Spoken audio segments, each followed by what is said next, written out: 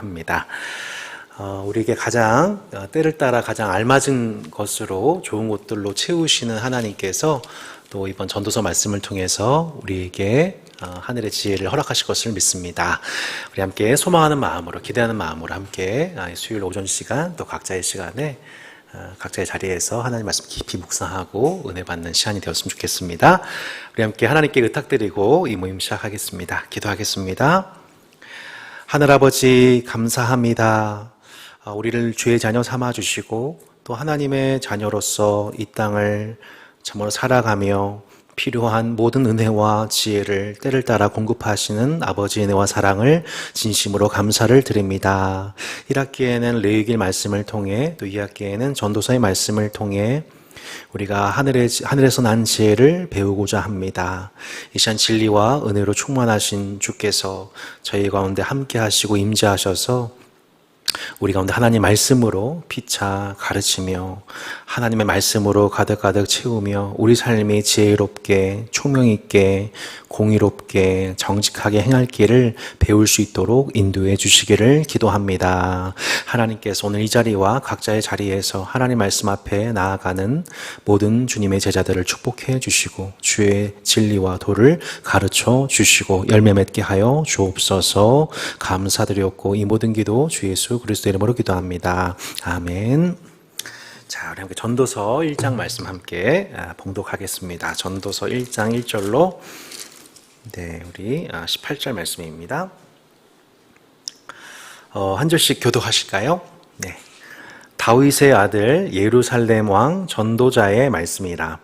전도자가 이르되 헛되고 헛되며 헛되고 헛되니 모든 것이 헛되도다. 해 아래에서 수고하는 모든 수고가 사람에게 무엇이 유익한가? 한 세대는 가고 한 세대는 오되 땅은 영원히 있도다. 해는 뜨고 해는 지되 그 떴던 곳으로 빨리 돌아가고 바람은 남으로 불다가 북으로 돌아가며 이리 돌며 저리 돌아 바람은 그 불던 곳으로 돌아가고 모든 강물은 다 바다로 흐르되 바다를 채우지 못하며 강물은 어느 곳으로 흐르든지 그리로 연하여 흐르느니라. 모든 만물이 피곤하다는 것을 사람이 말로 다 말할 수는 없나니 눈은 보아도 족함이 없고 귀는 들어도 가득 차지 아니하도다. 이미 있던 것이 후에 다시 있겠고 이미 한 일을 후에 다시 할지라. 해 아래에는 새 것이 없나니 무엇을 가리켜 이르기를 보라 이것이 새 것이라 할 것이 있으랴. 우리가 있기 오래전 세대들에도 이미 있었느니라. 이전 세대들이 기억됨이 없으니 장래 세대도 그 후 세대들과 함께 기억됨이 없으리라. 나 전도자는 예루살렘에서 이스라엘 왕이 되어 마음을 다하며 지혜를 써서 하늘 아래에서 행하는 모든 일을 연구하며 살핀즉 이는 괴로운 것이니 하나님이 인생들에게 주사 수고하게 하신 것이라. 내가 해 아래에서 행하는 모든 일을 보았노라. 보라 모두 다 헛되어 바람을 잡으려는 것이로다. 구부러진 것도 곧게 할 수 없고 모자란 것도 셀 수 없도다. 내가 내 마음속으로 말하여 이르기를 보라 내가 크게 되고 지혜를 더 많이 얻었으므로 나보다 먼저 예루살렘에 있던 모든 사람들보다 낫다 하였나니 내 마음이 지혜와 지식을 많이 만나 보았음이로다. 내가 다시 지혜를 알고자 하며 미친 것들과 미련한 것들을 알고자 하여 마음을 썼으나 이것도 바람을 잡으려는 것인 줄을 깨달았도다. 지혜가 많으면 번뇌도 많으니 지식을 더한 자는 근심을 더하느니라. 아멘. 여러분 혹시 그 바람의 노래라고 하는 이 노래를 아시나요? 조용필 씨가 부른 노래로서 제 주변에 있는 많은 동역자분들도 다 노래방 18번 하면 바람의 노래 많이 꼽습니다.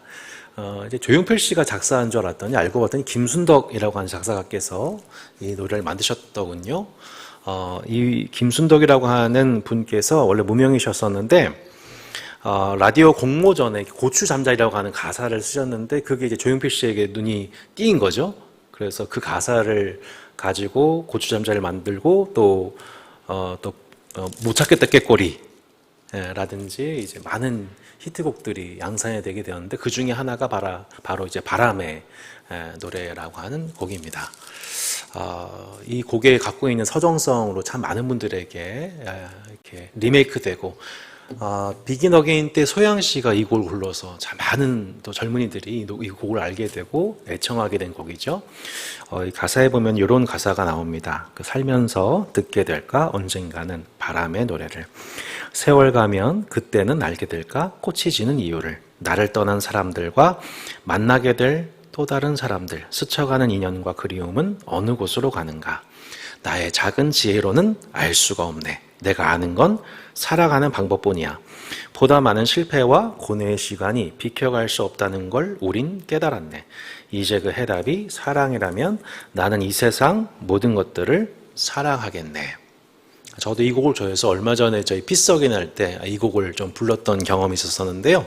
부르면 부를수록 저 개인적으로는 또 목회자로서 이 감정이입이 되는 구절들이 있고, 여러분도 아마 미리 이 노래를 들으셨거나 또 가사를 이렇게 보시면 마음에 와닿는 아마 한 구절 한 소절이 있지 않을까 싶습니다. 이따 함께 좀 그 부분 함께 좀 나눠보면 좋겠는데요. 오늘 주제가 이 가사가 실제 김순덕 씨가 기독인인지는 잘 모르겠지만 실상 이제 전도서 말씀을 읽어보면 전도서에서 나와 있는 많은 말씀의 글귀들이 상당히 많이 반영되어 있는 것을 보게 되죠. 오늘 그 전도서 1장을 이렇게 보면 전도서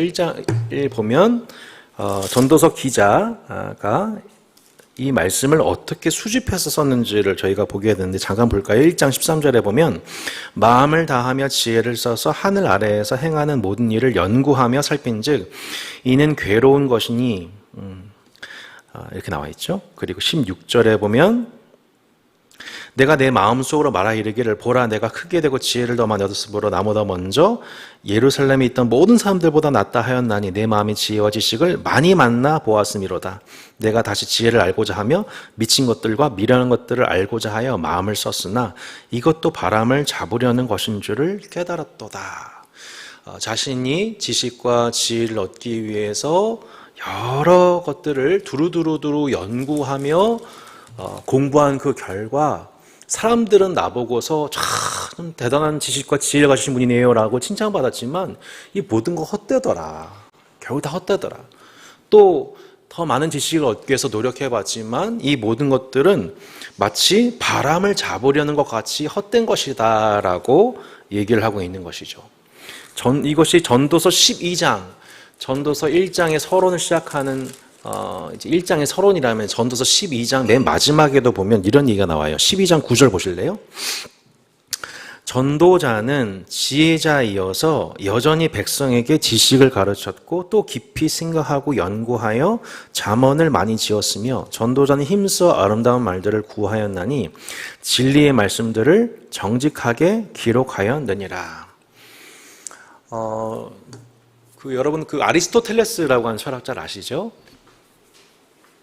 네, 그 아리스토텔레스가 세상의 모든 학문을 집대성한 박물관 학적인 지식을 소유했다고 하죠. 세상의 모든 학문들을 다 두루두루 섭렵했던 사람. 그래서 그 아리스토텔레스의 직속 제자에 해당되는 사람이 알렉산더 대왕이었대요. 그럼 알렉산더 대왕이 나라를 정복하게 되면 그 나라에 있는 문물들 혹은 식물들 이런 것들 다 수집해가지고 스승에게 보내는 거죠. 그럼 아리스토텔레스는 세상에 있는 모든 학문들에 대해서 다 박물관적인 수집을 하게 되고 그것을 통해서 학문을 했다고 하죠. 오늘 전도자가 했던 방식이 그런 방식인 것 같아요. 그 전도자가 세상의 모든 학문들을 두루두루 고대 근동에 있는 탁월한 지식과 학문들, 우리 박물관적인 그 지식들을 다 습득해서 도대체 인생의 의미가 무엇인가, 이 세상의 이치가 무엇인가에 대해서 두루두루 살펴보고 그거를 수집한 그 모든 노력의 결실로서 오늘 주어진 책이 전도서라고 볼 수가 있습니다.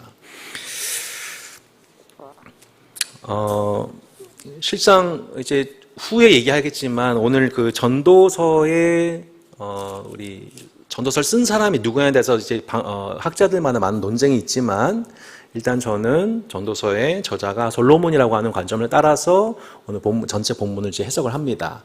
1장 1절에 보면 이렇게 나와 있죠. 다윗의 아들 예루살렘 왕 전도자의 말씀이라.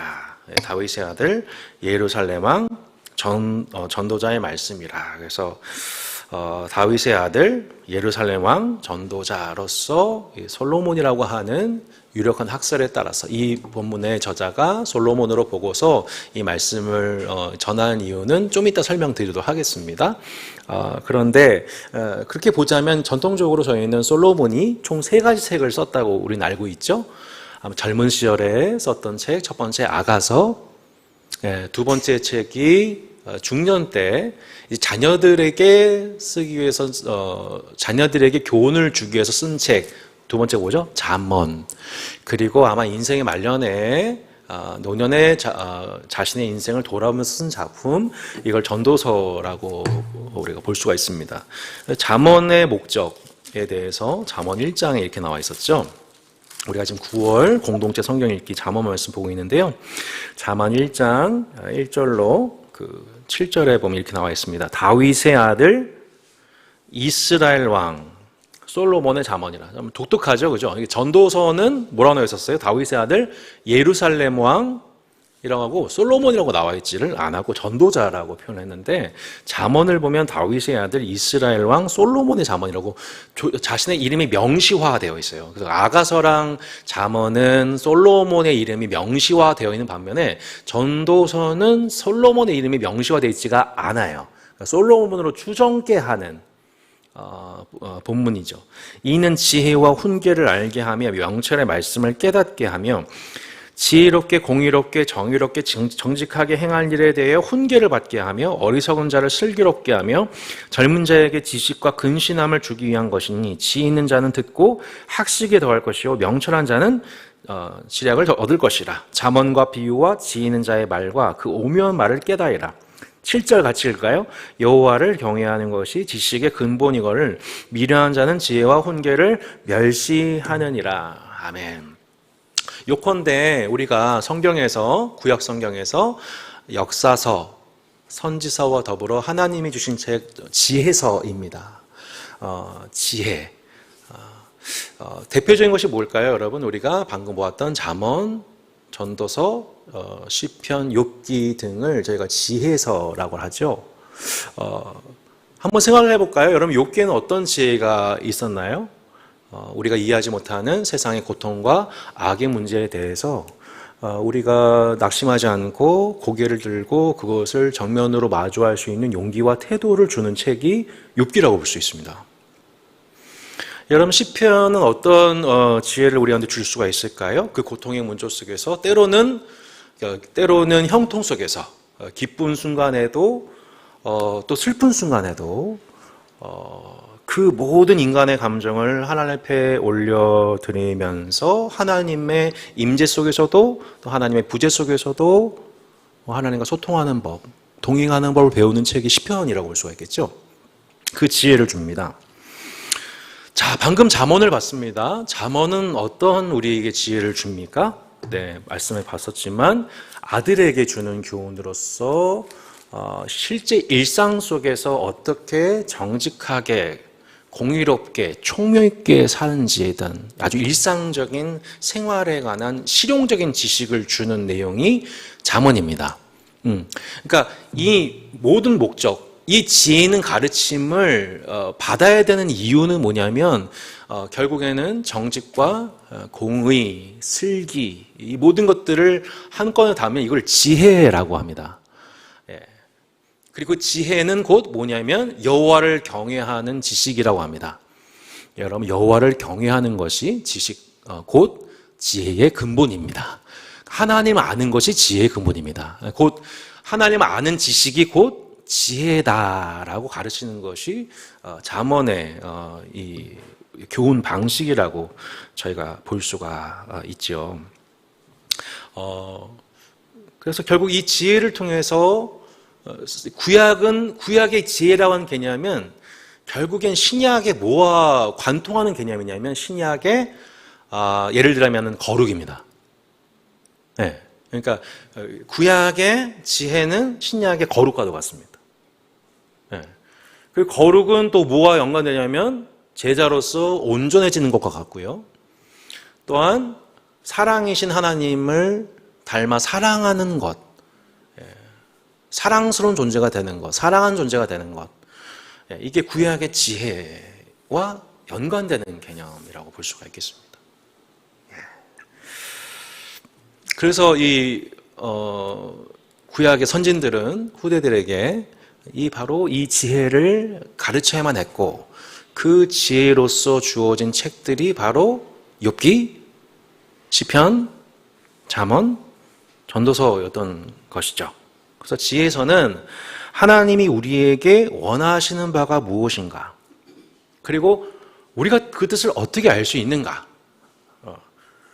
그리고 하나 더, 도저히 하나님의 뜻을 알 수가 없어 보이는, 하나님의 뜻을 도저히 이해할 수 없는 가운데서 어떻게 하나님을 신뢰할 수 있단 말인가, 이런 일들을, 이런 담론을 다룬 책들이 성경에서 말하는 지혜서라고 볼 수가 있습니다. 그래서 이 폰 라트라고 하는 아주 유명한 신학자가 얘기하기를, 지혜는 사물의 근처에 하나님의 질서, 조용하고 거의 느낄 수가 없지만 균형을 이루게 하는 우주적 질서와 패턴이 있음을 알게 하는 것. 우리 지난주 좀 설교 기억하시나요? 저도 기억이 안 납니다. 기억을 해봐야겠죠? 네. 뭐라고 하셨어요? 감사해요. 뭐라고 하셨어요? 안 들려서 제가 기억을 해보자면, 패턴이 있다. 패턴. 하나님의 패턴이 구약에서나 신약에서나 있어서 학대하는 자와 학대받는 자 사이에, 그리고 그것을 지켜보신 하나님이 결국은 학대받는 자의 부르짖음을 들으시고 학대하는 자에 대해서 징계하시고 그 학대받는 자를 자유케 하시고 그에게 안식을 주시는 것이 구약과 신약에서 일관되게 흐르는, 그리고 종말론적으로 이루어지게 될 하나님의 나라가 바로 그 완성이라는, 그 완식의 완성, 학대의 질서를 종식하고 안식의 질서를 회복하는 것이 종말이다. 이것이 하나님의 우리는 지금 학대받는 자의, 고난받는 자의, 고통받는 자의 정황 속에 있어서 그게 안 보여요. 여러분, 고난 중에 있을 때 하나님의 그 우주적 패턴과 질서를 막 바라보면서 찬양하신 분 계십니까? 당장은 그게 안 돼요. 그러니까 뭐만 보여요? 나는 고통 중에 있습니다. 나는 학대받는 중에 있습니다. 나는 불의를 당하고 있습니다. 나는 너무너무 힘듭니다. 하나님 어디 계십니까? 하나님 내 삶에 부재하십니다. 하나님 내 고통당할 때 하나님 도대체 어디 계십니까? 내가 이렇게 불의를 당하는데 내버려두신 하나님도 불의하십니까? 이게 솔직히 우리 안에서 샘솟는 거잖아요. 근데 이제 여기서 이제 우리가 필요한 게 뭐냐면 욥기이고 시편이고 전도서더라는 거죠. 제가 예전에 공황장애를 심각하게 알았던 시간이 있었습니다. 2번 다시는 반복하기 싫은, 정말 인간으로서 경험할 수 있는 지옥의 경험을 이제 밤마다 일상 중에 이렇게 경험을 했었죠. 저희 교회에서 이제 어느덧 공황장애 경험하신 체험 클럽 형제 자매들이 은근히 많아지기 시작했습니다. 실명 거론하지 않겠지만 이중에도 계시고, 이렇게 많은 분들이 요즘에 공황장애를 겪으시고 그것서 회복하신 분들, 또 지금도 그 미미한 증상을 겪어서 조언을 받으신 분들, 격려받고 계신 분들, 이겨내신 분들이 참 많아요. 아마 앞으로 현대사회에서 더 많은 우울증, 또 불면증, 공황장애의 증상을 겪는 분들이 점점 많아질 것 같아요. 저는 그 당시에는 아무것도 보이지 않아요. 하나님의 뜻? 그런 거 안 보여요. 뭐 하나님의 우주적 패턴? 하나님의 공의로우심? 안 보여요. 내 고통밖에 안 보이는 때예요. 너무 외롭고 너무너무 고통스러운 그때예요. 근데 시간이 흘러 이제 그것을 겪고 있는 형제 자매들을 체휼하고, 그때 그 일을 왜 이런 일이 있었는가에 대해서 여전히 해석은 되지 않지만 시간이 흘러서 이걸 봤었을 때에 제 인생을 향한 하나님의 패턴이 뭔지를 조금 이해를 합니다. 그러니까 그 중에 조금 알게 됐어요. 근데 아마 제가 시간이 더 많이 흐르게 되면은 더 높은 차원에서 그날 그 일들을 이렇게 해석할 수 있는 날이 오겠죠. 그러니까 우리는 항상 말하는 것도 생각하는 것도 깨닫는 것도 다 어린아이 같아서 말할 때 어린애 같고 깨닫는 것도 생각하는 것도 어린애 같다가 나중에 장성한 사람이 되어서는 어린아이 일을 잊어버리는 것처럼 지금은 좀 얘기할 수 있어요. 이게 제가 목회자로서 앞으로 고통당할 수많은 예비 공황을 겪을 많은 사람들을 어떻게 도와줄 줄을 알게 하시려고 하셨다는 그 수많은 이유 중에 하나로서 저는 이제 10년이 지나서 이걸 해석을 해요. 하지만 그 당시는 그게 잘 보이지가 않죠. 그래서 매우 근시안적인 해석을 하게 되고 또 시험을 당하게 되고 믿음의 침체를 경험하게 됩니다. 그래서 우리에게 주어진 책들, 그래서 우리에게 만나게 하신 믿음의 선배들이 있어요. 여러분, 하나님 우리가 만나게 하신 믿음의 선배들은 뭐 바울, 뭐 모세, 다윗과 같은 믿음의 용장들이만이 있는 게 아니에요. 그러니까 깊은 인생의 그 고통과 아픔과 수치 속에서 깊은 어두운 밤을 겪어야만 했던 욥 같은 사람들. 예. 대표적인 경우 또 누가 있을까요? 뭐 우리 룻의 시어머니 나오미. 그러니까 이렇게 욥이잖아요, 나오미도. 남편을 잃고 아들들을 잃고 땅을 얻지 못하고 그런 이 시대의 욥과 같은 정황을 겪는 성도들을 위해서 주어진 책들이 욥기, 또 시편, 또 전도서와 같은 책들이어서 저번에 한번 말씀드렸지만 우리는 우리 잠언을 100번을 읽는 것은 쉽지만 사실 우리 전도서를 한번 제대로 읽어가지를 못하는 경우가 많죠.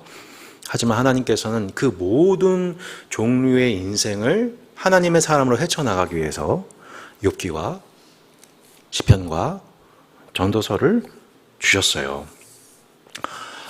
그래서 이 두 번째 장에 보시면 오늘 저기 강의안이 아주 고급지죠? 지금 A4 용지가 떨어지는 바람에 오늘 전도서 첫 번째 강의 들으신 분들은 과보로 대대로 간직하시고 얘야 우리가 이렇게 공부했단다. 너희들에서 이렇게 간직했단다. 잘 간직해 주시길 바랍니다. 그러니까 전도자가 그걸 하는 거예요. 정말 지식 중에 지식, 지혜 중에 지혜를 간추려서. 그러니까 저도 지금 이거 수요복음 맛집 하는 게 제 인생의 큰 복인 게 저는 참 감사하게도 코로나 4년 동안 수요복음 맛집 66권 했잖아요. 시중에 있는 각 최고의 책들만 다 끄집어내가지고 그거 일일이 다 발췌해가지고 생선 살 발라대듯이 해서 창세기부터 계시록까지 4년 동안 할 수가 있었어요. 오늘도 이게 오늘 전도서 말씀도요. 그 시중에 있는 책들과 포함해서 거의 10권의 같은 책들 다 생선 살 발라가지고 모아놓은 거예요. 그러니까 맛있게 드시길 바랍니다. 드시기만 하시면 돼요. 그러니까 이 전도서라는 게 그런 책이라는 거예요. 생선살 발라놓은 거예요. 그러니까 우리 인생에 대해서 이해되지 않은 정황을 만났었을 때에 이 엄마가 발라놓은 생선살 먹고 밥하고 씹어 먹으면서 다시 힘내라고 주어지는 책과도 같은 게 바로 전도서죠. 제가 영상 광고 때 말씀드렸지만 우리에게는 많은 종류의 하늘의 지혜가 필요합니다. 그거를 잠언과 전도서로 이렇게 볼 수가 있습니다. 잠언은 아들들에게, 주일학교 자녀들에게 주기 딱 좋은 책입니다. 그러니까 인생과 일생을 살면서 필요한 지혜들을 많이 모아놨기 때문에 하루에 한 장 잠언 보거라. 이거 진짜 좋은 교육입니다. 그렇게 교육하십시오. 아이들이 잠언 열심히 읽도록, 잠언을 쓰고 읽고 암송할 수 있도록 하는 거 매우 중요한 일입니다. 왜냐하면 잠언에는 하나님이 일반적으로 주신 규칙과 지혜들이 숨겨져 그 안에 배어져 있기 때문에 이것은 실상 그리스도인만이 아니라 모든 일반인들이 하나님께서 세상을 창조하신 분에게 일반적으로 은총의 원리에 따라서 움직여지는 세상의 원리를 속에서 어떻게 지혜 있게 하나님의 일정한 패턴에 맞춰서 어떻게 삶을 살아야 되는지 이 지혜 있게 한 책이기 때문에 잠언을 열심히 보는 거 매우 중요합니다. 그래서 잠언을 얘기하자면 결국에는 정직한 자가 흥왕한다. 이거예요. 정직해라, 성실해라, 관계를 잘 맺어라. 아들아, 그럼 너 이 땅에서 형통한다. 하나님 복 주실 거다. 이 내용이 사실은 잠언적인 얘기예요. 인과응보. 너한테 좋은 결과 있다는 것은 너가 그만큼 좋은 열심히 제대로 패턴에 따라 열심히 했기 때문이다 라고 가르치는 것이 잠언적인 교훈 방식이에요. 일반적이죠. 그런데 성경은 잠언만 주시질 않았어요. 전도서를 주셨어요. 그게 왜 그러냐면은 시편 73편 말씀에도 보셨지만 악인이 형통해요. 악인의 형통을 본단 말이에요. 분명히 잠언 말씀만 보면 정직한 자가 형통한다고 했어요. 근데 시편에 보면은 이게 이상하네. 좀 잠언의 말씀대로 아닌 것 같아 라고 하는 회의가 든단 말이에요. 악인이 형통하단 말이에요. 정직하지 않은 자, 모의하는 자, 뇌물을 주고받는 자, 이들이 형통하단 말이에요. 그러니까 시편에서는 그거 가지고 끙끙대면서 기도하는 게 시편인 거고. 이거 뭐지? 이거 뭐지? 왜 잠언의 그 말씀대로 통용이 안 되지? 라고 세상의 아이러니를 한두 번 겪는 게 아니라 인생을 살다 보면 우리가 점점 해결되지 않는 미지의 영역, 의문이 해소되지 않은 채를 우리가 삶을 살아가게 되면 너무너무 많잖아요. 그 두 갈로 갈리게 되거든요. 어떤 이는 해결되지 않은 그런 수많은 의문들 속에서도 그걸 가지고 여전히 하나님 앞에 나아가서 질문을 가지고 살아가면서 마치 하박국처럼 나의 여러 질문에 대하여 어떻게 그가 내게 대답하신지를 나는 바라보리라 라고 하면서 그 계속 의문을 가지고 하나님 앞에 나아가는 사람이 있습니다. 근데 어떤 이는 그 의문들에 지쳐서 회의주의에 빠지게 됩니다. 결국은 악인의 방식이 통하는 세상이고 난 여전 그들이 부럽고 나는 정말 그리스도인 됐다는 것이 너무너무 참 버겁고 힘들게 느껴져. 너무 무거운 짐 같아. 신앙생활의 즐거움을 잃어버리고 더 나아가서 회의주의에 빠질 수가 있게 되는 것이죠. 이 현상을 보면서 전도자가 온갖 세상의 일들을 다 두루두루 역사를 살펴보고 그 백성들 가운데 일어나고 있는 현상들, 도시의 일들, 사건들, 그 모든 것들을 다 수집해서 도대체 이게 뭐냐라는 걸 하는 것을 설명하는 이 지혜의 반성적 지혜의 총집대성이 전도서라고 볼 수가 있는 거예요. 그래서 잠언은 하나님의 일정한 패턴이 있으니 그 패턴 지키고 열심히 사세요. 그러면 성공합니다. 라고 한다면 전도서는 그게 다가 아닌데 또 어떤 세상은 그렇게 살다가는 요한계시록의 정황을 보자면 정말로 경제적인 제재와 불이익을 일상적으로 당하는 사람이 반복될 수밖에 없는 그렇잖아요. 잠언의 말씀을 로마 제국에 있는 삶 속에서 그대로 적용해 본다고 생각해 보세요. 성도들이 어떻게 될까? 정직하게 살았어요. 결국 뭐예요? 경제적 제재죠. 불이익이죠. 투어 고문이란 말이에요. 하나님 말씀대로 살았는데 왜 내 삶은 형통하지가 않지라는 질문이 떠오를 수 있죠. 떠오를 수밖에 없겠죠. 도대체 그럼 내 삶은 어떤 의미가 있는 겁니까? 라고 묻는 성도들에게 주어진 책이 전도서라고 볼 수가 있는 겁니다. 곧 그 모든 규칙에도 예외적 정황들이 있다는 것, 심지어는 예외적 정황들이 너무 많다는 것. 전 대한민국에서 현재 그 예외적 적용으로 인해 적용이 너무 많아서 신앙생활에 많은 두려움이나 회의를 느끼는 세대가 청년 세대라고 생각합니다. 우리 저번에 욥기를 봤었지만 지금 그 욥은 누구를 상징하냐면 포로로 끌려간 세대를 상징한다고 말씀드렸습니다. 근데 포로로 끌려간 다음 세대는 죄가 없어요. 그 이전 세대가 범죄해서 포로로 끌려갔단 말이에요. 그러면 그 바벨론에서 포로 생활하는 그들은, 거기서 태어난 그들은 생각하게 된 거죠. 왜 부모들이 잘못해서 징계를 받아서 이 자리에 온 건데 우리가 고통받아야 돼? 라고 하는 질문을 하게 되겠죠.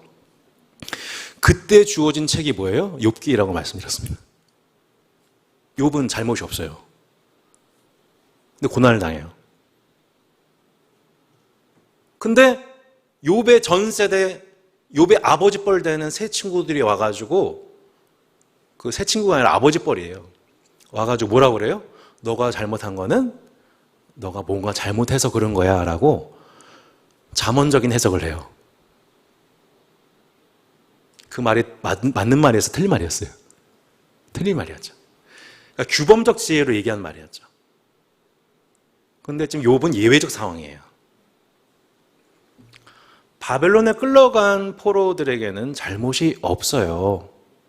근데 선세대의 죄악으로 의로운 자로서 그 죄악을 감당을 한단 말이에요. 그래서 욥은 누구의 표상이에요? 예수님. 네. 욥은 장차 오실 예수님이 우리의 죄악 때문에 그 죄를 짊어지시는 자의 표상이죠. 우리가 죄를 범했으면 누가 죽어야 돼요? 나죠. 그게 잠언이잖아요. 인과응보. 근데 인과응보의 원리 따라서 우리가 구원받은 게 아니잖아요. 인과응보를 넘는 예배적 하나님의 사랑이 우리를 구원하셨지요. 예. 그러니까 세상이 인과응보에 의해서 흘러가지 않는다는 것, 인과응보에 의해서만 질서가 흐르지, 하나님 패턴이 임하지 않는다는 걸 아시겠죠? 그 인과응보에 의해서만 했다면 우리는 이미 다 죽은 목숨이란 거예요. 네. 하나님이 인과응보로 세상을 일반적 원칙으로 삼으셨지만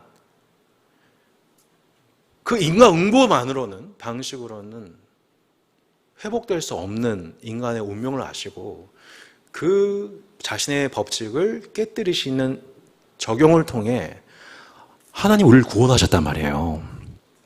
욥이 되셨어요. 자신의 고난을 받아들이셨어요. 예. 우리의 죄악을 대신 그 죄에 대한 징계를 받아들이시고 뭐라고 했어요? 징계 다 끝났다. 너의 죄가 다 사함받았다. 너의 징계의 때가 다 끝났어 라고 하면서 그 바벨론 세대를 결국엔 회복시키시죠. 그 욥이 나중에 어떻게 돼요? 욥이 회복되잖아요. 욥의 재산도 자녀들도 회복이 되는. 욥이 지금 청년 세대가 그 욥의 정향 속에 있는 겁니다. 내가 왜 이 땅에 태어나서, 내가 왜 이 시대에 태어나서 이 대한민국의 물질주의적 세상으로 인해, 이 이기적인 모습으로 인해 왜 우리가 그 경제적 부담을 다 안아야 돼? 왜 우리는 한평생 돈 벌어도 집을 얻을 수 없는 구조 속에 한평생 노동의 노예가 되어야 해? 출산을 하게 되면 그만큼 내 사회적 진출에 제약이 받게 되는데, 좀 죄송하지만 선세대가 이렇게 놓은 그 문명 속에서 감당하지 못할 그 무게의 짐을 겪고 있는 욥의 심정 속에 있는 그것이 청년 세대이기 때문에 그 청년 세대를 향하여서 야! 너 열심히 노력하면 돼. 야! 나 때는 말이야. 이게 아닐 수 있다는 얘기입니다. 정황이 달라졌어요. 그러니까 정황이 다른 사람한테, 욥의 정황 속에 있는 사람한테는 규범적 지혜로 얘기하면 어떻게 될까요? 욥이 상처를 받게 됩니다. 이미 눈물 흘리고 있는데 더 공감받지 못하는 두 번째 상처를 받게 됩니다. 이거를 폭력이라고 합니다. 언어 폭력이라고 합니다. 그러니까 예를 들어서 지금 한국교회에서 예전에 세월호 사건 때 분당의 모 교회, 모 목사께서 이것은 하나님의 징계입니다. 하나님께서 하셨습니다. 이런 망언적 발언을 했습니다. 게다가 저번에 제주 항공 하나님께서 사탄을 통해 역사하셨다라고 전모모라고 하는 분이 또 그런 발언을 했습니다. IT에서 대지진이 일어나고 일본이 재앙을 만났는데 하나님이 진노하셨습니다. 이 결과를 보십시오. 인과응보적으로 다 해석을 한단 말이에요. 그러니까 이런 욥의 세 친구들처럼 욥의 정황이 정확하게 어떤 정황인지를 분별하지 않고 강단에서 하나님의 이름으로 설교를 하고, 그럼 하나님의 본심은 그게 아닌데 하나님이 그렇게 말씀하신 것처럼 말하는 사기를 치게 되는 거죠. 하나님의 명예를 먹칠하는 죄를 범하는 겁니다.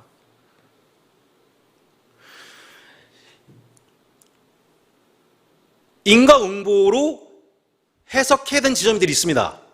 성도가 뭐 잘못을 하고 뭐 게으르고 범죄를 해서 실제로 뭐 영적 이렇게 어떤 이제 죄를 범하게 되고, 이건 인과응보적으로 해서 게으른 자는 회개하십시오. 예. 인과응보에 따라서 결과가 주어지는 것에 대해서 보고서 그렇게 해야 될 일이 있고, 그렇지 않은 정황 속에 있는 일들이 있단 말이죠. 나중에 욥의 세 친구들, 잠언적 교훈을 가지고 규범적 지혜를 가지고 욥의 정황을 해석했던 친구들은 나중에 어떻게 될까요? 욥기 나중에 보시면 하나님께 엄청 혼납니다. 욥을 향한 내 마음은 그게 아닌데 너가 마치 뭐 하나님처럼 얘기했다. 엄청 혼나요, 욥의 세 친구들이. 그 욥의 세 친구들이 결국에는 욥한테 사과하고 보상하면서 회개를 하게 돼요. 그러니까 우리 삶 속에서 뭘 해야 되냐면, 내가 규범적 지혜와 지식을 무장해서 인과응보적, 잠언적 혹은 신명기적 신앙을 가지고 중무장되어서 그 하나의 지혜를 가지고 모든 것을 판별하다가 욥에게 상처 주거나 시험에 빠지게 했으면 어떻게 되냐면은 내가 지혜가 없었습니다 라고 인정하고 사과하고 보상하면 돼요. 그러면 하나님이 그 마음을 푸세요. 네. 그러니까 그 일들이 지금 한국교회 안에 산재되어 있는 이런 일들이, 이런 식으로 잠언 말씀과 규범적 지식을 가지고 내가 그 사람 어떻게 안다고, 그 사람 속사정 뭘 안다고 막 한마디 두마디 막 이렇게 충고를 하는 거예요. 함부로, 직관적으로. 그러니까 우리가 교회 생활하면서 야고보 사도가 그걸 본 거죠. 혀가 온전한 사람이 진짜 온전한 사람이다, 성숙한 사람이다. 혀를 능히 길들일 사람이 없다. 여기서 이게 죽이는 독이다, 쉬지 않는 악이다. 그러니까 욥의 세 친구들이 말만 하게 되면은 그 신학적인 정죄를 하게 되고 없는 죄를 막 들춰내려고 하고 막 이거를 이제 가스라이팅이라고 하죠. 예, 욥이 끝까지 저항해서 말했는데 마음이 약한 사람들은 그 가스라이팅을 당해요. 아, 내가 뭐 잘못했나 보다. 진짜. 내가 그래서 뭔가 이렇게 하나님이 징계하시나 보다. 그럼 어떻게 될까요? 그 교주를 섬기는 종속된 종이 되는 거죠. 두려워서 신앙생활 하는 사람이 되는 거죠. 사람 지도자 두려워하게 되는 거죠. 이런 식으로 가스라이팅이 여기서 발생이 되는 겁니다. 그래서 야고보 사도가, 오늘 참 이게 결론적인 얘기일지 모르겠지만, 야고보 사도가 1장에서 뭐를 구하라고 하면 지혜를 구해야 된다. 하늘에서 난 지혜를 구해야 된다. 오직 지혜를 구해야 되라. 믿음으로 구해라. 그러니까 이제 그 야고보 사도는 한마디로 시편과 잠언과 전도서의 총결합이 야고보서래요. 이거 기억하세요?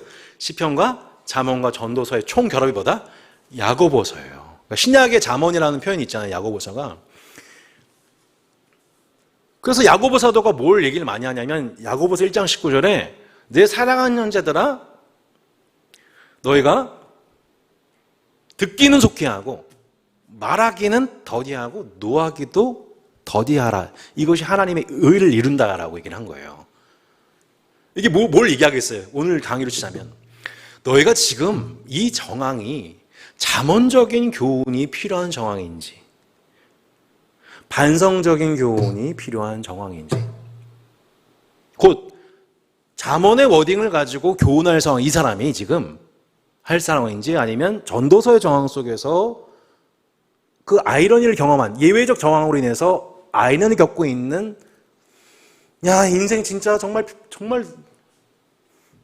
너무 허무하다, 이 세상 너무 썩었다라고 느끼는 그 사람에 대해서 어떻게 해야 할지, 그 인생의 허무함을 경험하고 있는 사람한테 어떻게 얘기할지, 또 욕과 같은 이해하지 못할 개인적 고통 속에서 자기의 고통 속에 파묻혀 있는 사람의 정황 속에서 어떻게 얘기할지, 이거를 가르쳐 주는 게 뭐예요? 잠언, 전도서, 욥기인 거예요. 그러니까 다 뭐에 관한 거예요? 지식, 말에 관한 거예요. 다 똑같은 얘기인데 잠언적인 지혜가 필요할 때가 있고 전도서적인 지혜가 필요할 때가 있고 욥기적인 지혜가 필요할 때가 있다는 거예요. 그러니까 욥의 세 친구는 전형적인 그 지혜 없는 자, 한 가지 지혜만 있는 거예요. 뭐만요? 규범적 지식만 있는 거예요. 뭐가 없는 거예요? 반성적 지혜가 없는 거예요. 그러니까 반성적 지혜가 없어요. 예외적 정황이 있구나. 사람이 죄를 범해서 징계받는 게 아니라 죄가 없는데 징계를 받을 수도 있다고 하는 예외적 적용을 모르는 거예요. 그래서 우리가 새가족이나 또 서로를 대할 때에도 그 사람의 봄, 여울, 가을, 겨울, 인생의 나이테 이거를 다 알기 전에는 섣부른 판단하면 안 됩니다. 신학적 판단하면 안 됩니다. 그러니까 저 사람이 하나님 기뻐하신 사람이다, 아니다 판단하면 안 됩니다. 교회에 얼굴 찡그리고 나왔다고 해가지고 찬송 안 부른다고 해서 믿음 없는 사람이다, 그런 판단하면 안 됩니다. 내가 하나님 되는 겁니다. 내가 뭘 안다고. 김학철 교수님이 그런 얘기하죠. 나는 하나님을 잘 압니다라고 말하는 사람처럼 무서운 사람이 없다고.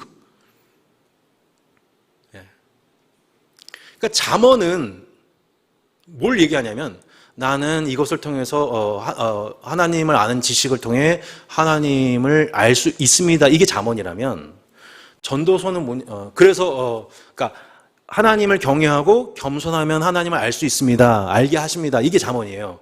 근데 전도서는 뭐냐면 하나님을 다 알 수가 없네요. 그래서 저는 겸손할 수밖에 없네요. 다 모르겠네요.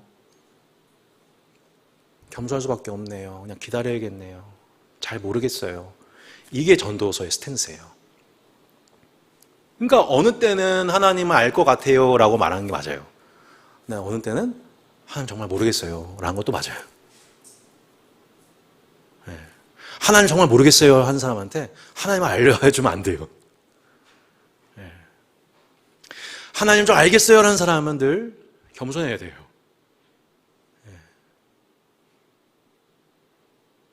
그리고 하나님을 내가 아는 정도의 수준에서 하나님을 개념화해서 가두면 안 돼요. 절대로 그건 아니에요. 욥의 세 친구들은 신명기 신학으로 하나님을 다 설명을 하고 그랬어요.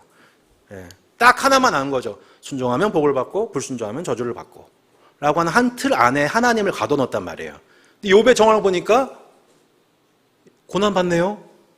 범죄했구만 라고 그 신학의 안에서 하나님처럼 판단한 거죠. 네, 하나님의 판단이 아니었던 거죠.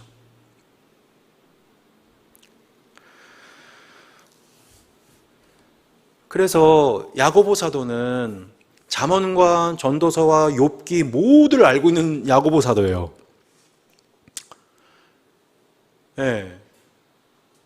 그래서 야고보서가 이 엑기스와 같은 언어와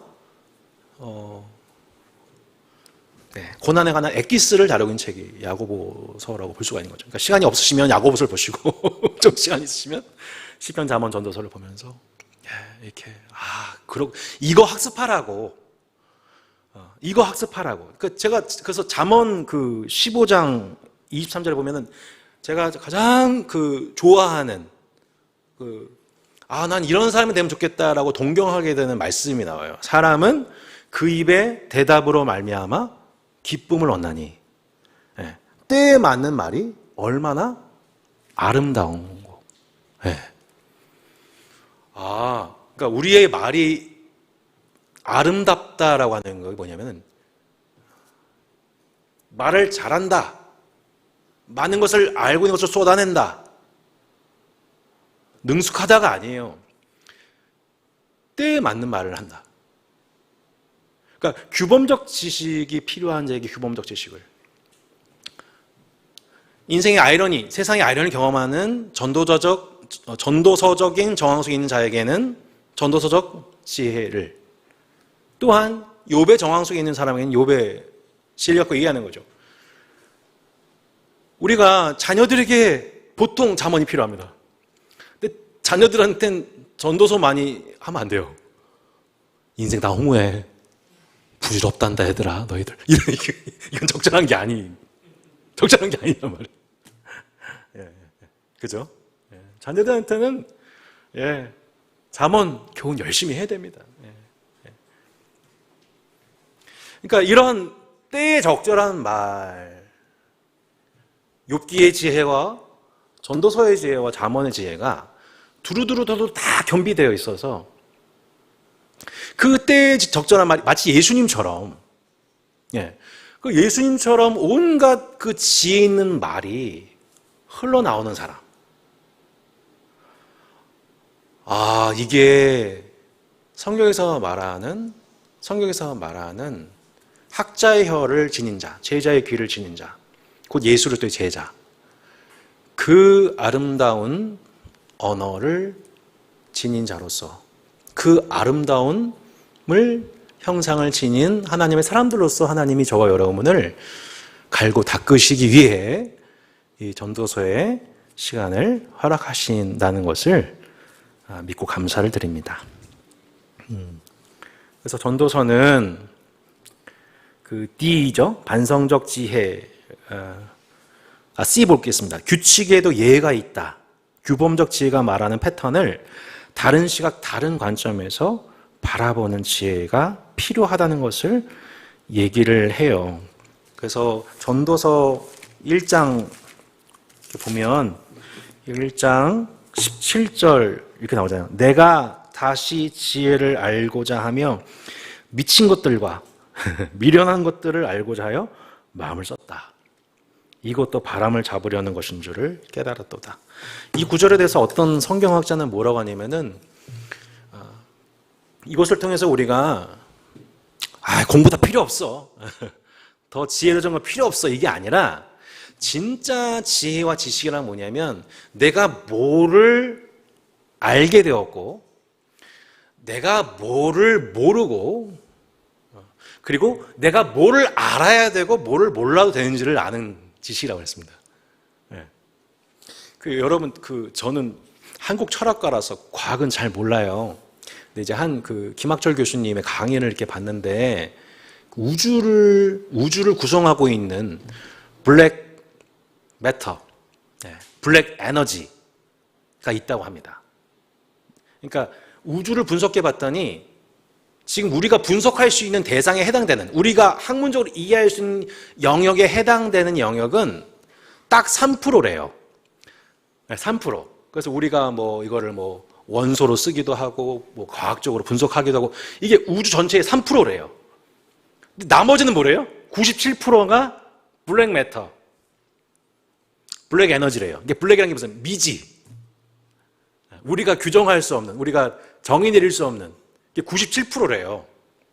엄청난 거죠. 근데 우리가 그거를 모른다고 해서 우리가 지금 일상에 지장을 받지 않죠. 놀랍게도 그렇습니다. 근데 그 우주를 창조하신 하나님이 계시단 말이에요. 여러분, 우리가 성경은 우리는 분명히 말하지만 모든 성경은 하나님의 감동으로 된 것으로 교훈과 책망과 바르게 함과 의로 교육하기 유익하니 하나님의 사람으로 온전하게 하고 모든 선한 행실을 하게 온전한 책인 줄로 믿습니다. 구원에 이르는 지혜를 주는 줄로 믿습니다. 예, 그 지식과 지혜를 주는 데에 구원과 지혜를 주는 데에 아무 부족함이 없어요. 하지만 성경이 하나님의 모든 것을 다 담지는 않아요. 그죠? 예. 우리가 구원에 이르는 지혜, 온전케 하기 위해서 필요한 것들을 그것을 일목요연해 주셨지만, 여기 안에 우리가 하나님을 다 알지 못해요. 뭐 하나님 3% 글쎄 모르겠어요. 예. 근데 우리에게 필요한 건 충분히 주셨어요. 그러니까 우리는 성경을 충분히 보면 돼요. 예. 근데 우리가 알 수 없는 영역의 일에 대해서는, 자, 욥기 한번 보실까요?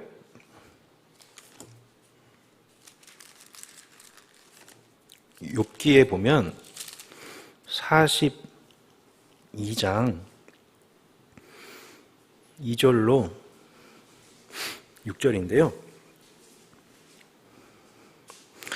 자, 재미있는 표현이 나옵니다. 주께서는 못 하실 일이 없사오며 무슨 계획이든지 못 이루실 것이 없는 줄 안 되어 보는데요.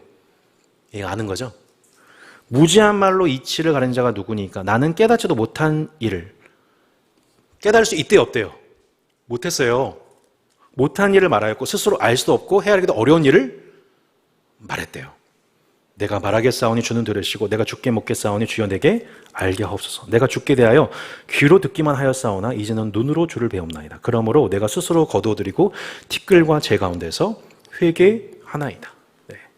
그러니까 욥도 마찬가지로 하나님 내가 왜 이 고난을 당해야 됩니까? 라고 하는 궁극적인 질문에 대해서 하나님 대답 하나도 안 하셨어요. 하나님 자신이 욥을 사랑하시는 그를 나타내셨어요. 함께 하시는. 그러니까 욥이 그냥 마음이 그냥 어느 순간 푹 풀려버렸어요. 그냥. 우리도 대부분 그래요. 우리 고통, 고난의 문제 대부분 다 뭐 명확한 답 안 주어져요. 근데 나를 사랑하신 하나님 때문에 다 풀려요. 예. 그분의 현존 앞에 그냥 풀리는 거예요, 그냥. 아, 괜찮아요. 주님 나 사랑하신 거 알면 됐어요. 주님 나와 함께 하시면 됐어요. 그냥 됐어요. 아, 제가 그때 했던 말 잘못했어요. 내가 뭐 이렇게 안다고 얘기했던 설정된 것 좀 용서해 주세요. 그냥 난 주님이 나와 함께 하시면 됐어요, 그냥. 라고 하면서 욥은 그냥 그 문제를 묻어요. 이게 욥기의 결론이란 말이에요. 예. 우리가 다 아는 것처럼 말하는 것, 우리가 다 알 수 있다고 하는 것은 사실은 전도서가 얘기하는 그 반성적 지혜 교훈을 우리가 망각한 결과라고 볼 수가 있어요. 결국 욥기는 규범적 지혜만 국한되어 있는 새 친구의 태도와 관점을 자제시키고 반성적 지혜의 필요성을 가르치는 책이라는 점에서 전도서와 같은 맥락 속에 있어서 잠언을 100번, 200번 보신 분들은 반드시 전도서와 욥기를 읽으면서 이 시대의 그 아이러니를 경험하고 있는 공동체와 이 시대의 욥들을 어떻게 위로할지를, 곤고한 자를 어떻게 도와줄 줄을 아는 지혜를 받으라라고 전도서와 야고보서를 통해 반복적으로 우리 가운데 교훈해주고 있는 것이죠. 전도서는 구조가 되게 간단합니다. 샌드위치 구조인데요. 서론과 결론. 서론이 뭐냐면 헛되고 헛되니 모든 것이 헛되다. 다른 말로 인생 참 짧다. 안개처럼 사라진다. 수수께끼 같다. 이 서론 얘기가 오늘 얘기입니다. 그리고 맨 마지막에 전도서의 맨 마지막 결론이 뭐냐면 그래, 그 인생 이렇게 짧은 거니까 우리 하나님 잘 믿고 살자, 끝까지. 이게 이제 결론이에요. 중간에는 뭐냐면 전도자가 발견하게 된 인생의 수많은 에피소드들, 그러니까 뭐가 헛된 건지, 뭐가 그 중에서 복된 건지, 요거 이제 사례들을 정리해 놓은 게 전도서의 햄버거의 햄, 치즈, 야채에 해당되는 부분이라고 볼 수가 있어요. 조금만 더 하고 오늘 마무리하도록 하겠습니다. 저자가 오늘 보면은 전도서 말씀에 보면 아까 말씀드렸지만 다윗의 아들 예루살렘 왕 전도자의 말씀이에요. 그래서 어떤 신학자들은 아가서에는 솔로몬이라고 명시화되어 있는데, 잠언은 솔로몬이라고 명시화되어 있는데 여기는 안 돼 있어가지고 솔로몬 아닌 다른 저자가 썼을 가능성에 대해서 이의를 제기를 하곤 해요. 예, 그 3페이지 중반 부분에 나와 있는 얘기인데, 그리고 다윗의 아들이라는 표현은 직속 아들만이 아니라 후계 자손들에 해당되는 표현이니 후계 자손들 중에서 예루살렘 왕 중에서 누군가가 쓴 것이 아니냐 라는 얘기 등으로 솔로몬이 아닐 가능성도 얘기합니다만, 저는 이 모든 가능성에 비하여 솔로몬이 이 책을 썼을 가능성이 훨씬 더 높다. 전도서에 흐르고 있는 자신의 인생을 되돌아봤었을 때 그가 누렸던 부요와 쾌락과 지혜, 이 모든 것들이 남과 비교되지 않을 정도로 탁월했던 사람이었기 때문에 이 솔로몬의 고백으로 보는 것이 훨씬 더 타당하다라고 보는 관점에서 말씀을 봅니다. 어떤 이는 전도서 3장이나 4장이나 5장에 보면 솔로몬 때는 그래도 공의와 정의가 시행되었던 때였는데 왜 공의가 정의가 무너진 것처럼 전도자가 이렇게 얘기를 하느냐라고, 이렇게, 그러니까 아마 이 시대, 그런 시대가 아니었을 거다라고 보는 사람들도 있지만, 저는 개인적으로 솔로몬의 중후반의 그 인생의 타락과 그것으로 인해서 그 공의와 정의가 무너졌던 이스라엘 정황, 혹은 또 솔로몬의 그런 탐색 범위가 이스라엘과 예루살렘만 것이 아니라 고대 근동의 전반에 걸친 관찰이었기 때문에 학대하는 자와 학대받는 자의 세계가 만연해 있던 세계 속에 있었기 때문에 이것은 타당하지 않다라고 보는 쪽입니다. 모든 것은 청과서 우리 확인해 보겠습니다. 솔로몬이 본인의 이름을 명확하지 않고 제가 봤었을 때는 1인칭, 3인칭 이렇게, 그래서 전도서 말씀에 보면 2절에 보면 전도자가 이르되, 이게 3인칭이죠. 그러니까 스스로가 전도자인데 3인칭으로서 객관화해서 표현하는 것을 보게 되고, 또 12절에 나 전도자는 예루살렘에서 이스라엘 왕이 되었다라고 또 1인칭으로 서술하기 시작하죠. 그래서 그리고 맨 마지막에 다시 3인칭, 이런 방식으로 일부러 두 전도자의 대화 방식으로 문학적으로 쓴 것으로 보여진다. 일부러 솔로몬이로 자신의 이름을 명시화하지 않고 독자들로 하여금 흥미롭게 이 말씀을 해석해 나갈 수 있도록, 읽어내갈 수 있도록 사실 숨긴 것으로 저는 보여집니다.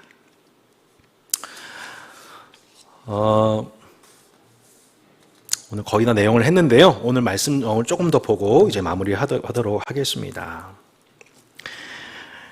다시 한번 2절부터 볼까요? 전도자가 이르되 헛되고 헛되며 헛되고 헛되니 모든 것이 헛되도다. 해 아래에서 수고하는 모든 수고가 사람에게 무엇이 유익한가?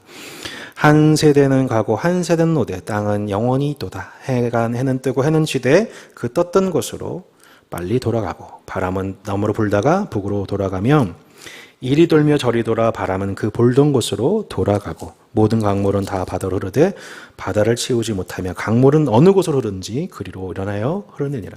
모든 만물이 피곤하다는 것을 사람이 말로 다 할 수는 없나니 눈은 보아도 족함이 없고 귀는 들어도 가득 차지 아니하도다. 이미 있던 것이 후에 다시 있겠고 이미 한 일을 후에 다시 할지라.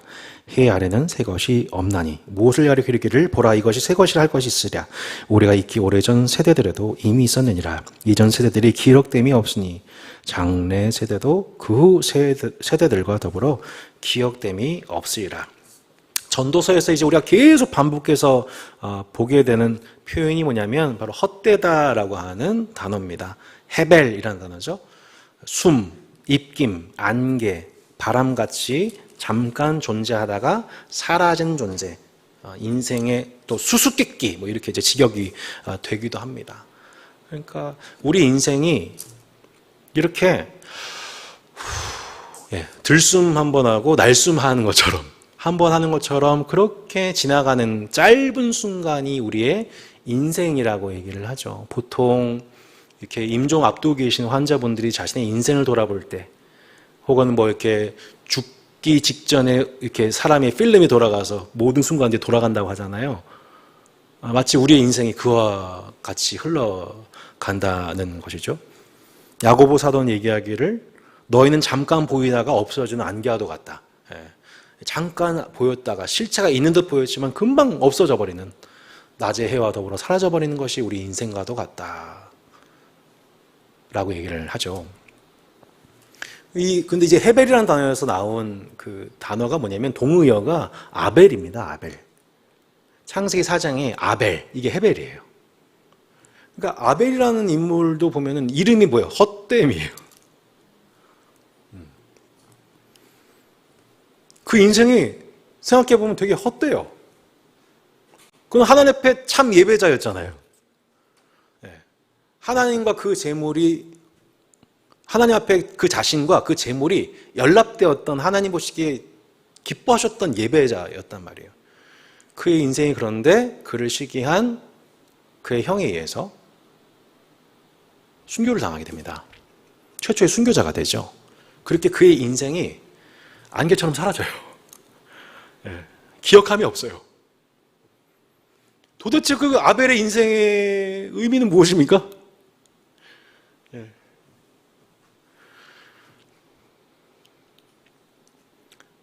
여러분, 이 땅에서도요, 한평생 배불리 먹고 범죄하면서도 재물을 얻고 그거를 자녀들한테 물려주면서 형통하게 떵떵거리면서 백세 천세 사는 삶이 있는가 하면, 어떤 이는 정말 안타깝지만 엄마 뱃속에서 있다가 태어나지도 못하고 죽는 운명도 있습니다.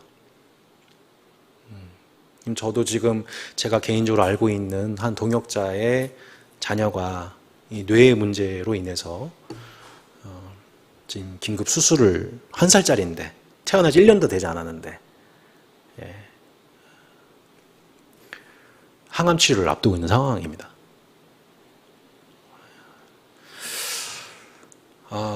그게 이제 우리 인생이라는 것입니다.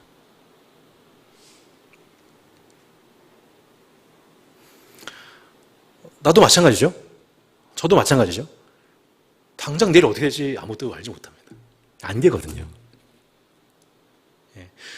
그러니까 내가 안개예요. 그러니까 언제 사라질지를 모르는, 이때는 사라질지 모르는 존재. 그러니까 그 얘기는 존재적으로 무가 된다는 얘기가 아니라 이 땅에서의 우리의 그것이 되게 한정되어 있고 제한되어 있고 미래가 예측이 불가능합니다. 그러니까 내가 내 인생에 대해서 내 인생이 이렇게 살 거야, 난 저렇게 될 거야 라고 말할 수 있는 존재가 아니라는 거예요. 이게 뭐냐면은 헛되다인 겁니다. 거꾸로 얘기하자면은 그 아벨 헛되다의 그 반대적 개념이 여기 말씀에 나와 있는 4절에 보시면, 한 세대는 가고 한 세대는 오되 땅은 영원히 있도다. 영원이라는 단어인데요, 올람이라는 단어입니다. 영원. 근데 우리는 영원하면은 뭘 또는 미래를 생각하죠. 영원할 거다. 영원한 삶이 예비되어 있다. 그런데 이제 히브리 개념에서는 이 올람, 영원이라는 개념은 사실은 태고의 의미입니다. 우리는 사실은 태고적 존재라는 거예요. 미래의 영원한 존재가 아니라 이미 영원한 존재로서, 생각해보면 우리가 하나님의 자녀가 된 게 여러분 언제입니까? 태초 전이죠. 여러분 믿으세요? 내가 태초 전에, 창세 전에 하나님의 자녀로 택정받았습니다. 저는 이 복음을 알고 나서 얼마나 전율을 했는지 모릅니다. 내가 앞으로 내 미래의 인생의 미래는 어떻게 될지 모르고 어떻게 될지 모르지만 나는 영원한 존재다. 이게 무슨 뜻이냐면, 나는 이미 사실 태초 전에 하나님의 자녀로 예비된 존재다. 그러면 세상이 끝나는 순간 어떻게 될까요? 하나님의 자녀로서 뭘 받게 되는 거예요? 하나님 나라를 상속받는 존재다.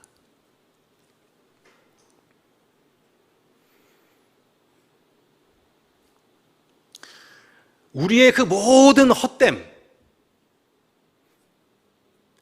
안개처럼 한 번의 숨처럼 왔다가 사라지는 이 인생에 대해서 어떤 이는 그래, 한 번뿐인 인생이니까 제대로 한번 즐겨보자. 어떤 이는 인생 뭐고 다 별 필요 없네, 허무하다, 아무것도 하지 말자, 아니라 이 헛됨의 고백 속에서 우리가 뭐를 기억해야 되냐면 그래, 우리의 인생은 이렇게 짧은 것이지만 우리의 존재는 사실 태고 때부터 영원한 존재로서 하나님께서 우리를 창조하셨고 예수 그리스도를 통해서 우리에게 영원한 생명을 회복하셨고 이 세상이 사라져도 우리의 존재는 영원토록 하나님 나라를 상속받는 존재이니 우리 인생의 이 짧음의 유한의 문제, 이 안개와 같은 우리의 짧은 인생이 헛됨으로 끝나는 것이 아니라 복됨으로 나아갈 수 있다. 하지만 우리가 이 헛된 존재라는 것을 기억함을 통해 우리 인생이 헛되다는 것을 기억함을 통해 우리의 존재는 마침내 영원한 존재로서 우리 인생을, 우리의 영원한 삶을 누릴 수 있게 된다는 것을 전도서 1장의 서문을 통해서 생각하게 된다는 것이죠. 조금 추상적인 얘기죠. 전도서는 원래 이렇게 강의하는 게 맞답니다. 개념적인 얘기가 아니라 조금 모호하고 철학적이고 알듯 말듯하고 수수께끼 같고 나머지는 여러분의 몫이십니다. 이번 겨울, 가을을 앞두고 우리가 전도서 말씀을 하나하나 이제 묵상해 가면서 그렇구나. 내 인생이 이렇게 짧은 거구나. 결론이 뭐냐면 결론적으로 이렇게 짧은 한 번의 숨 같은 인생이니 생각해 보면 내가 지금 이렇게 살고 있는 게 은혜죠.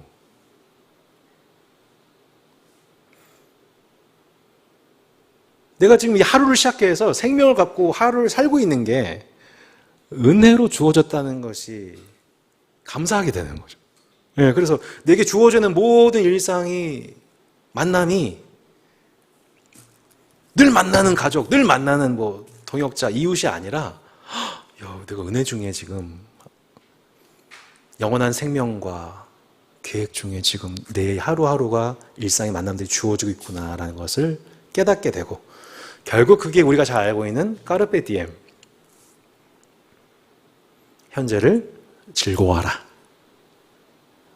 내게 주신 선물이기 때문에 우리 인생의 그 유한함을 깨닫게 되는 것은 결코 우리로 쾌락주의와 허무주의로 가지 않고 우리에게 주어지는 현실이 얼마나 감사한 것인지를 그래서 내가 이 땅에서 하나님이 주신 것은 내가 이 땅에서 하나님을 즐거워하며 살아가는 것 하루하루 내게 주어진 것들을 감사하며 살아가는 것 이 영원한 삶을 이 짧은 여행을 즐겁게 보낼 수 있도록 주신 참 주옥과도 같은 바람의 노래가 바로 전도서입니다.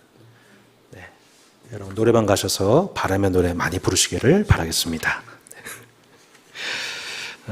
나머지 내용들은 나머지 또 시간에 또 함께 공부하도록 하겠습니다. 잠깐 함께 기도할 텐데요. 야고보 사도는 우리에게 얘기하기를 너희가 지혜를 겸비해야 한다라고 잠언과 전도서와 욥기를 갈무리하면서 오직 지혜를 구해라. 하늘에서 난 지혜를 구해라. 그러기 위해서 듣기는 속히 하고 말하기도 더디하고 노하기도 더디하라. 잠언적 지혜, 전도서적 지혜, 욥기적 지혜를 겸비한 하나님의 사람으로 우리를 겸비시키기 위해서 오늘 전도서의 말씀, 우리가 제일 약한 과목인 전도서의 지혜를 우리에게 허락해 주십니다. 하나님 우리 이 9월 동안 또 한 학기 동안 잠언을 읽고 또 전도서를 함께 연구하면서 하나님이 요구하시는 지혜의 사람, 예수 그리스도를 닮은 지혜의 사람으로서 때에 맞는 말을 적절하게 할 수 있도록 곤고한 자를 도울 수 있도록 우리에게 학자의 혀를 제자의 귀를 열어주시기를 기도합니다. 다사는 교회 찾아오는 수많은 욥들에게 또 게을러진 자들에게 인생의 세상의 아이러니를 경험하고 있는 자들에게 특별히 청년 세대들에게 가장 적절한 지혜로서 사랑으로서 그들을 섬기는 교회가 되게 해달라고 우리 한 번만 기도했으면 좋겠습니다. 같이 함께 기도하겠습니다. 하나님 아버지 감사합니다. 은혜와 사랑 속에 우리에게 전도서의 말씀을 함께 학습할 수 있는 이 시간을 주셔서 진심으로 감사를 드립니다. 하나님 각자에게 필요한 규범적 지혜가 필요하며 또한 이 규범적 지혜가 예외적으로 통용되고 있는 현상 속에서 또 우리에게 또한 반성적 지혜가 필요함을 고백합니다. 하나님 또 침묵의 지혜가 필요함을 고백합니다. 하나님 잠언과 전도서와 욥기의 이 지혜를 우리가 함께 배워가는 학습 공동체로서 우리를 지혜 있게 하옵소서, 우리를 사랑하게 하옵소서, 사랑스럽게 하옵소서. 때에 적절한 말이 얼마나 아름다운고, 하나님 아버지, 하나님 우리 입술이 아버지 하나님의 주신 지혜를 머금어 그 언어의 열매를 맺는 우리 일상 되어지도록 인도해 주시기를 기도합니다. 하나님 아버지 사랑하는 형제와 가족들을 향한 칭찬과 축복의 언어, 공감과 체휼의 언어, 하나님 인생의 허무함을 공감하는 아버지 그 눈물의 언어, 공감과 체휼의 언어를 우리가 배울 수 있도록 인도해 주시기를 기도합니다.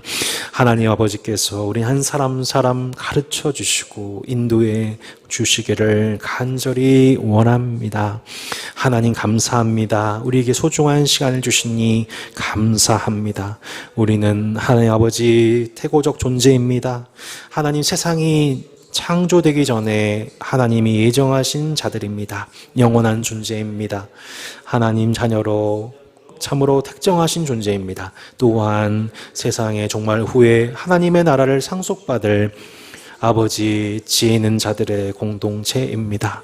주님 은혜 가운데 우리가 하나님의 지혜를 받은 하나님의 자녀들로서 하나님 이 땅을 살아갈 수 있도록 주님 도우시고 은혜 내려 주시기를 간절히 원합니다. 한 번만 더 기도합시다. 여러분 오늘 만나실 이웃과 가족과 동역자들 생각하시면서 기도하시기 바랍니다. 어떤 이에게는 잠언적 지혜를, 어떤 이에게는 전도서적 지혜를, 어떤 이는 욥기적 지혜를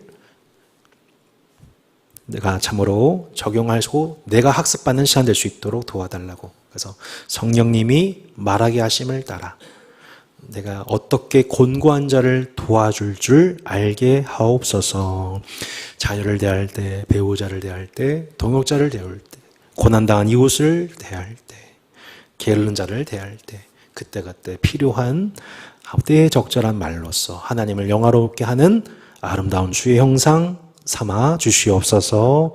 우리 함께 다시 함께 모든 리더십들이 또한 하나님 그렇게 교사들이 학자의 혀를 배울 수 있도록 함께 기도하는 시간.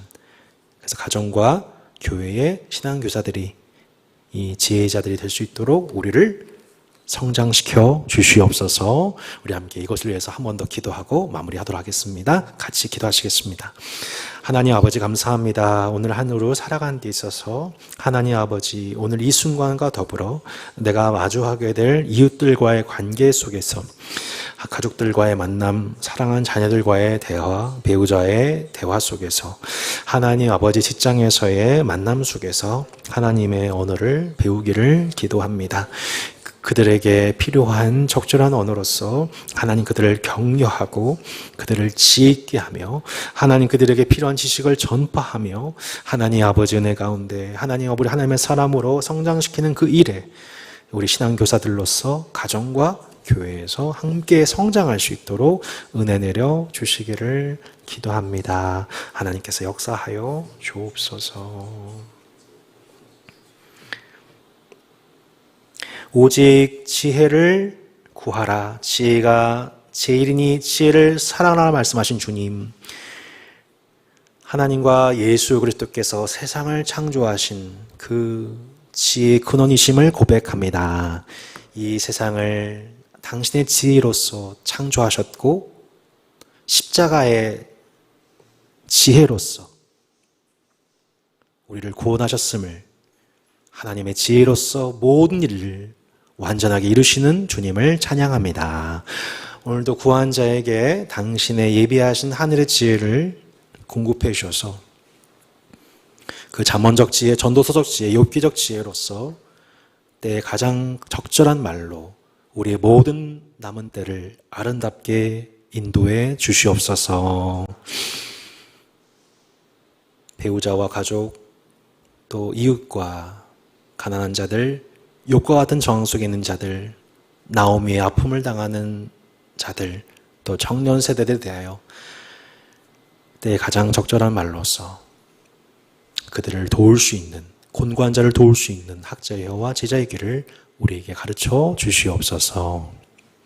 이후 시간을 주님께 의탁드리고 감사드리며 주 예수 그리스도의 이름으로 기도합니다. 아멘. 하늘에 계신 우리 아버지여, 이름이 거룩히 여김을 받으시오며 나라가 임하옵시며 뜻이 하늘에서 이루어진 것 같이 땅에서도 이루어지리다. 오늘날 우리에게 일용할 양식을 주시옵고 우리가 우리에게 죄를 사하여 준 것 같이 우리 죄를 사하여 주시옵고 우리를 시험에 들게 하지 마시옵고 다만 악에서 구하시옵소서. 나라와 권세와 영광이 아버지께 영원히 있사옵나이다.